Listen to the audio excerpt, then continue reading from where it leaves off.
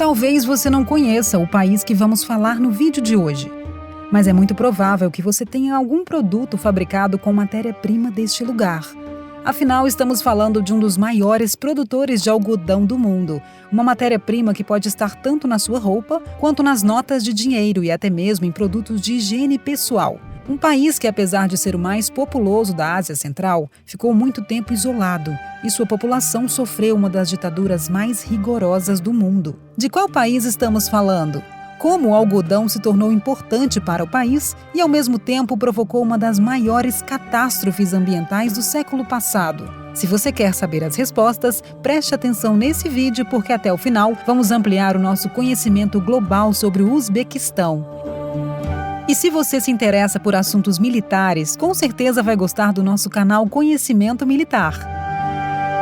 Na região central do continente asiático, existem vários países com o nome terminado em "estão", entre eles o Uzbequistão, país geograficamente estratégico para a ligação entre Ocidente e Oriente e por onde passavam quase todos os caminhos da Grande Rota da Seda. Mas esses tempos de integração ficaram para trás e o país se fechou para o mundo após a sua entrada na União Soviética. Antes de fazer parte do bloco comunista, o país pertenceu a vários impérios ao longo de seus milênios de história. Inicialmente foi parte do Império Persa, passou pelo controle de Alexandre o Grande, também sofreu as consequências das invasões de Genghis Khan e esteve sob o domínio do Império Mongol. O Uzbequistão também sofreu uma invasão árabe por volta do século VIII, que levou para a região o islamismo, religião que até hoje é praticada por 93% da população. Mas o período da União Soviética, até por ser o mais recente, é o que mais transformações causou no país e as consequências são sentidas até hoje, como vamos ver na sequência. Após a entrada do Uzbequistão na União Soviética, em 1925, houve a coletivização das terras, eliminação das elites e de opositores ao regime e uma grande quantidade de cidadãos uzbeques abandonaram o país. Durante a Segunda Guerra Mundial, algumas fábricas que estavam em posições vulneráveis na parte ocidental do bloco comunista foram transferidas para o Uzbequistão, pois nesse território estariam seguras devido à sua posição geográfica. O Uzbequistão, junto com Liechtenstein, são os únicos países do mundo que não possuem acesso ao mar e que estão cercados por países que também não possuem acesso. Por isso, era estratégico para as fábricas de armas. Durante esse período, muitos trabalhadores de outras partes da União Soviética se mudaram para o país, que também foi o destino de algumas etnias consideradas traidoras pelo regime e que eram deportadas para lá. Essa migração alterou completamente a demografia local. Após o fim da Segunda Guerra, a República Socialista Soviética do Uzbek, como era chamada na época, manteve certa importância dentro do bloco, mas por outro motivo. A partir da década de 60, foi impulsionado na região o cultivo de algodão, que, como veremos logo mais, para o bem e para o mal, está totalmente ligado ao país e ao povo uzbek. A produção de algodão era extremamente importante para a União Soviética, pois ele é utilizado tanto na fabricação de bombas quanto na produção de roupas baratas para a população. Porém, o algodão exige certas condições climáticas de temperaturas que tornavam a maior parte do território soviético impróprio para o plantio. E além do clima, o algodão exige grandes quantidades de água. Para termos uma ideia, para a produção de apenas 1 quilo de algodão, são necessários 10.000 litros de água. Todas as condições eram atendidas pelos países da Ásia Central, que possuíam o clima quente e água em abundância para produzir algodão. Assim, na década de 60, a União Soviética começou a transformar esses países em grandes produtores de algodão. O bloco chegou a ser o maior produtor mundial nos anos 80 e cerca de 2/3 dessa produção era obtida no Uzbequistão. Outros cultivos foram ignorados, pois em troca da produção de algodão, a União Soviética fornecia o que o país precisava. E na medida em que a área cultivada aumentava para atender a crescente demanda, uma das maiores catástrofes ambientais se desenvolvia sem que nada fosse feito para impedir.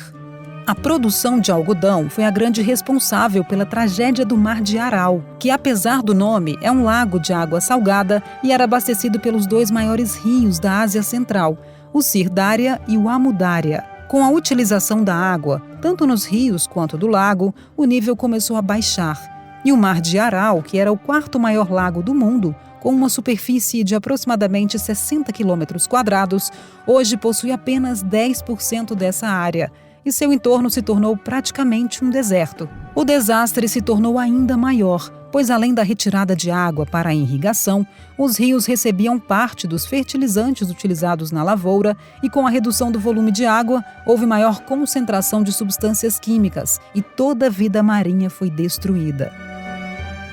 Junto com a seca do mar, vieram outros efeitos, como a falta de chuvas, morte da vegetação no entorno e vários lagos de água doce que existiam na região sumiram. Isso sem falar no sal, que passou a ser levado com o vento e atingiu diversas partes do país.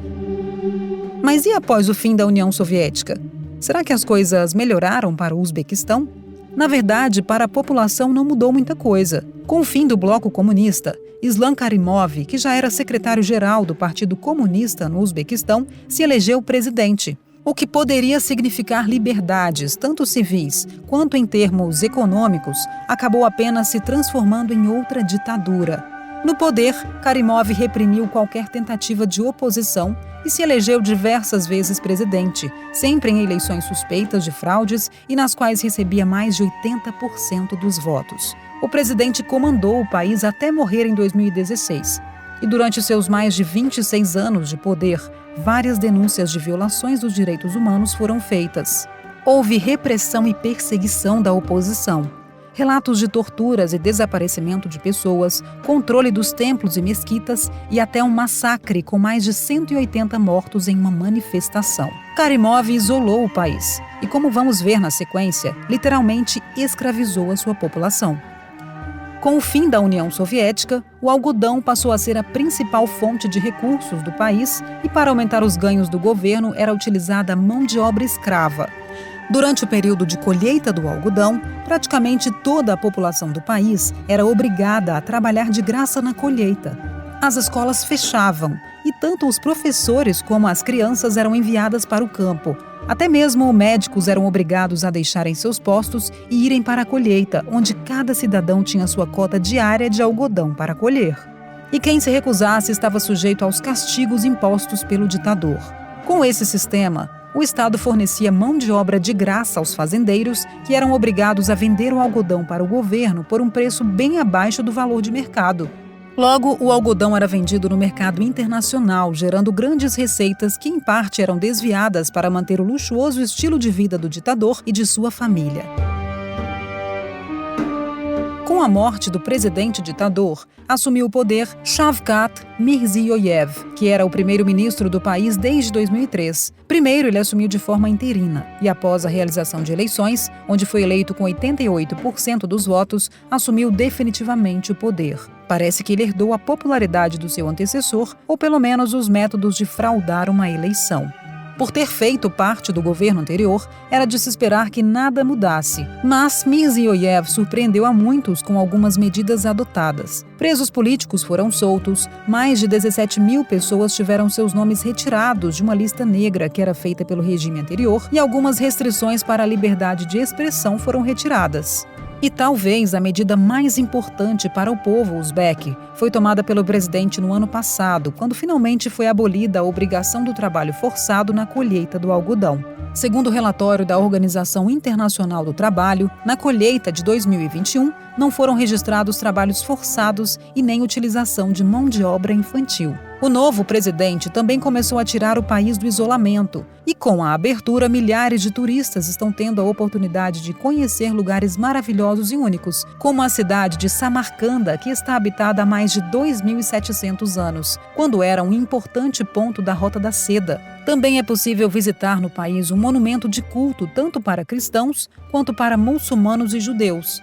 Em um túmulo de 18 metros estão o que poderia ser os restos mortais do profeta Daniel, que é respeitado pelas 3 religiões e recebe diariamente fiéis em total harmonia.